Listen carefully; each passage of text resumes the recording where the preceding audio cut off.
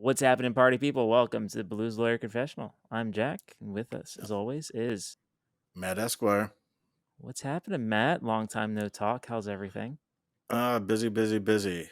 You know, just trying to get used to new guitars that I got and work on old guitars and also work, just work in general. So, Yeah, it's hard. I mean, like any good blues lawyer, you always have to be procuring new guitars. What did you what have you picked up since last we hung out? actually, when I picked up, the new guitar was, and it's you can barely see it behind me. Is that the white Um, sliver that's over your head, the like white a sliver above unicorn my head, horn? which is the American original '60s Strat, which I I Gibson, man, you got competition. I mean, you always have, but that is it just plays easy. Um, it's got an amazing neck, so it's I've got it behind it is my is my regular number one, the black standard, but Mm-hmm. that one is sweet. It's just I got it cheap because I believe in used, and Mm-hmm. it's a good guitar. Fender knows what they're doing on that. Well, they know what they're Um, doing on that, but maybe they don't know what they're doing as far as their recent class action lawsuit and offloading a variety of their staff. What do we know about that? How I guess since you're the lawyer here, explain what they're getting if you what they're getting sued for and what that means for consumers, and is that related to them losing staff? well, okay. The class action, as it were, that's got nothing to do with American law. That's Okay. out of the EU. Um, I believe, as I understand, it's EU. It's not Britain, which is no longer part of the EU. But it turns out that they were basically still under EU law price fixing, for lack of a better term. They had run afoul of EU laws regarding setting prices. America is the land of the free, especially free market capitalism. You can do whatever the heck you want to do with prices. A lot of other parts of the world, you cannot do what you want when you want with prices. Some regions, some countries say once you mark something down on sale, it can never go back up. That'd be Um, sweet. that would be, wouldn't it? Like, hey, this month only, we're marking things down 20%, and then you know, the government comes in and Well, says, yeah, now it's 20% off for forever. So next I time you mean do that's that, like Waves plugins, right? Like 27 days a month they're like 29.99, and then like there's 3 days when it's $300 a thing. Like what are you doing? yeah, it's so that's what happened with that one, and there had been a determination in the EU courts that there had been a violation, and once that happens, the sharks start circling, and they say based upon that, you know, we, the class of Fender consumers here in the EU have been damaged. So they're seeking basically the damages from the price fixing. I imagine that, a portion of that will go to the lawyers, and that, Yeah, you have to again, imagine. this is, well, yeah, I mean, EU law can't be too different. It is a for profit business, no matter where you go. Um, but it is a little more, you know, client friendly Well, if so there. let's presume. Okay, so let's again. I don't understand. Yeah. I actually think the euro is right at 1 to 1 with the dollar now. But we'll just use dollars because we're dumb Americans. Let's say I purchased an overpriced Fender Standard Plus for like $1,400 when it could have been $1,200. So presumably the settlement gives me that $200 I'm missing, and then an additional 100 goes to the legal teams. So is Right. that kind of how that would work, you think? Yeah. And indeed, I was just pulling that up. That clickety clack was my Yeah, keyboard. yeah. No, It's it's really not cool. EU. It is UK, and it's their competition Okay. and market authority, which had issued the fine for £4.5 million back in Okay. 2020. Nice. And the compensation is for anyone who paid above market value between 2013 and Oh, wow. 2019. That's a Um, large population. That's only in the UK. that's the UK.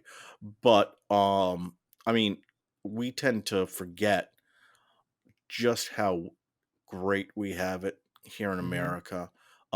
We have relatively cheap guitars. Uh, Yeah. Well, if they're mostly made here, except for the ones that are made in Indonesia, but they're it's not just that they're made here. Um, this is where people come for guitars. One of the most common things to see is if you want to find yourself an older or a vintage guitar, especially from Gibson or Fender, you're going to want to go to Japan because it's always been a very common practice that they will go that um Japanese buyers will basically do guitar safaris here in America and just buy a yeah. ton for their You market.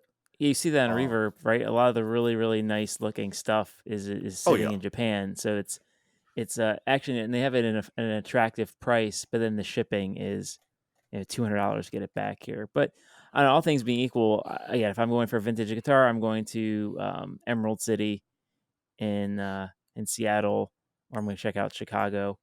And but that's just, there used to be a really Yeah. nice vintage shop in Bethesda that I used to go to all the time, but they closed. But that's so. All that aside, so you said there's 4 million pounds they got hit with for in penalties. 4.5 million pounds Okay, back so in that's a 2020. drop in the bucket. That's like For them, yeah. Yeah. and so that probably didn't relate to their firing. Did they get too bloated with all the COVID quarantine guitarists who picked up a bunch of Mexican Strats and Squires and said, "This is the year I learned guitar." And then they got excited, and everyone got their new guitar, and then they're not going back to buy the American Pro 2 or something. Like, did they miscalculate the volume they needed? Did they, everyone they kind of saturated the market with Tellys and Strats, and then everyone's going back to Reverb and rebuying the same stuff? Where did they go wrong? Well, on the firings front, the word was that they basically suddenly let something like 300 people go out of mainly out of Corona.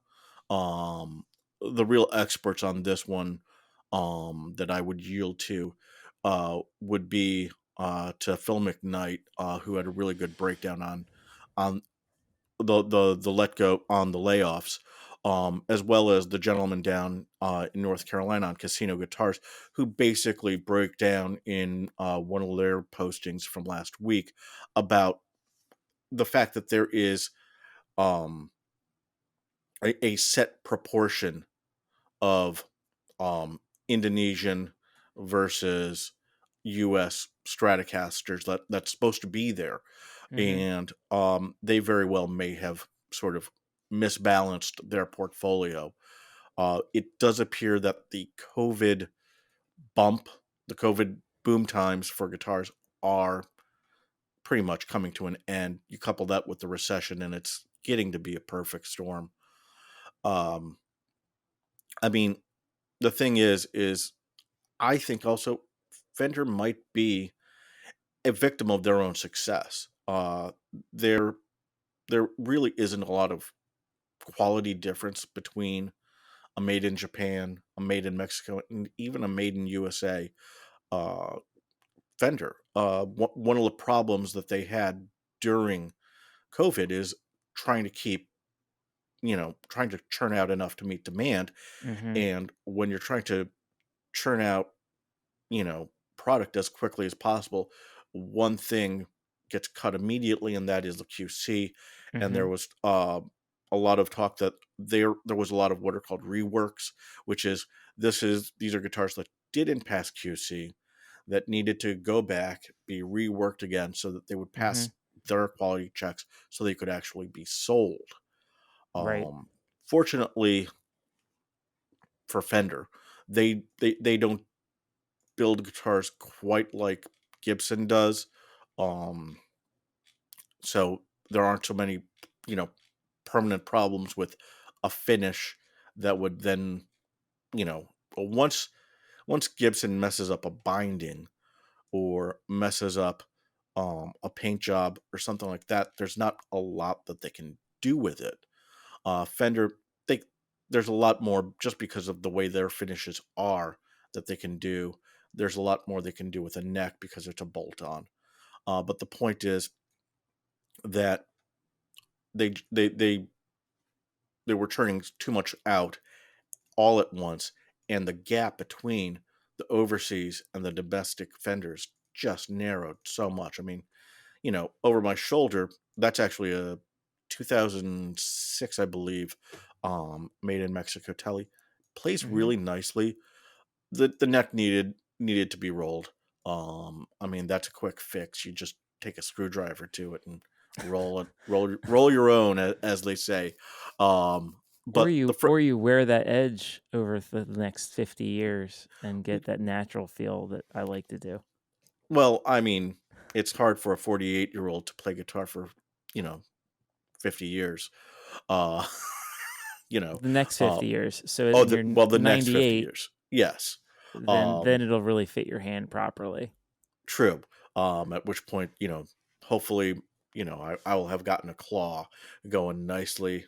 Uh, so, Well, um, so then I guess like in the Corona factory, I feel like if they're recognizing that, hey, you kind of get a Strat, you get that a Mexican Strat, and then again, as you said, as I think you say a lot, and maybe we don't have it on tape so much, but the thing that's nice about a Strat is it's kind of always a work in progress. It's always customizable. They're designed to be modded, and so if again, if you in the last year or two you picked up a very nice, reasonably priced, you know, a highly appointed Mexican Strat or a new American Strat or a vintage Japanese Strat, you're in good shape to have a really good guitar for a long time, or change it relatively affordably, a couple $100, and you have a whole new pick guard and pickup kit that you're you're feeling, or you swap a neck out, I guess $400 or $500.